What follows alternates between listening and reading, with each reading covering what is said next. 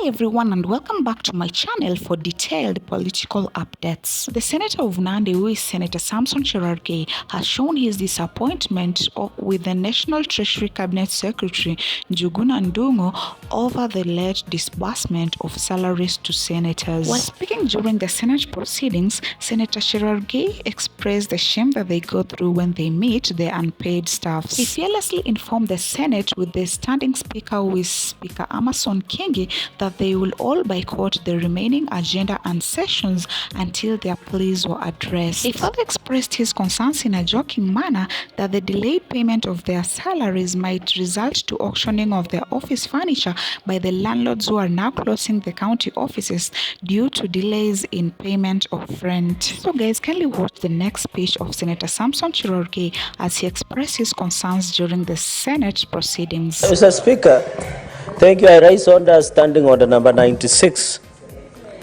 Mr. Speaker, and also with your indulgence, understanding order number 1. As we talk, Mr. Speaker, even as we are happy that the session is coming to an end, Mr. Speaker, we are not sitting pretty with our staff. They have not been paid office operations. The Parliamentary Service Commission have found it not unwise, and it is disappointing that the commissioners are not here, Mr. Speaker. Salaries have been not paid for our workers. Our landlords are closing our county offices across the 47 counties, Mr. Speaker, sir.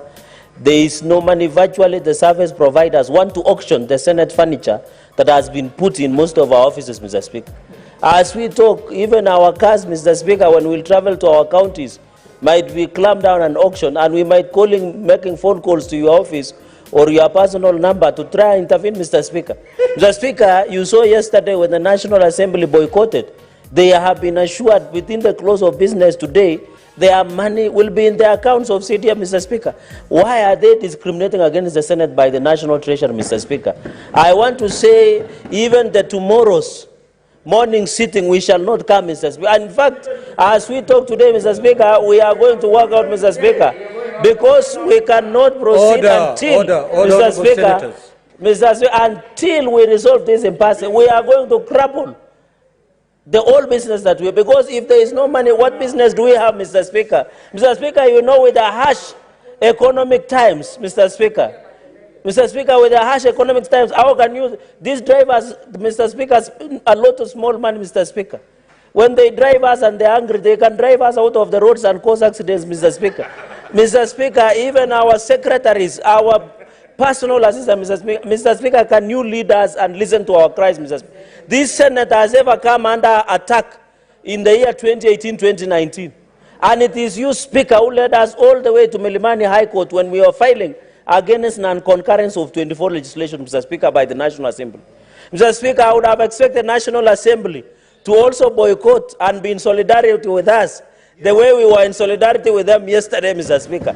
But it looks like the small brother, the lower house, will never be in solidarity with the Senate. But, Mr. Speaker, I want to request colleagues. We request that this session be suspended for now. Mr. Speaker, you make phone calls to the National Treasury, because, and also Parliamentary Service Commission, Mr. Speaker, we suspend for 30 minutes. You get a commitment. We go into a recess for another 30 minutes. We agree on how we are going to proceed, Mr. Speaker. Mr. Speaker, under indulgence and the direction leadership, you need to provide leadership on this one, Mr. Speaker. I don't think you will be sitting pretty. I can tell you, you'll have to switch your phone, because we will call incessantly. We will also give your number to our workers, our staff, so that they call and explain the situation, Mr. Speaker. Because vitu kwa ground is different, Mr. Speaker, sir.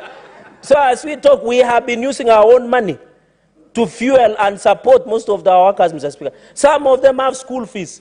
Some of them have medical bills to pay, Mr. Speaker. They have rent, Mr. Speaker. You can imagine working to your office and your staff have not been paid. Mr. Speaker, with the harsh economic times, we must be serious, Mr. Speaker. I request that we adjourn this, we suspend this house for 30 minutes, talk to the National Treasury, give us way forward, and then we resume the sitting as normal, Mr. Speaker. And I think going into the future, I want to call upon Parliamentary Service Commission. There is no house that is lesser than the other.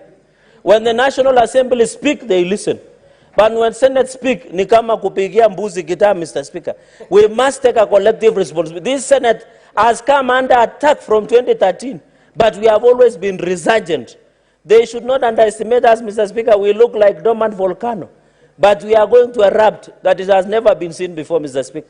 I expect people like Senator Chute to be on the forefront defending us, Mr. Speaker. You had Senator Sifuna yesterday led us in a Kamkunji, and we made a resolution that we shall not sit until we get our dues, Mr. Speaker. It is our right.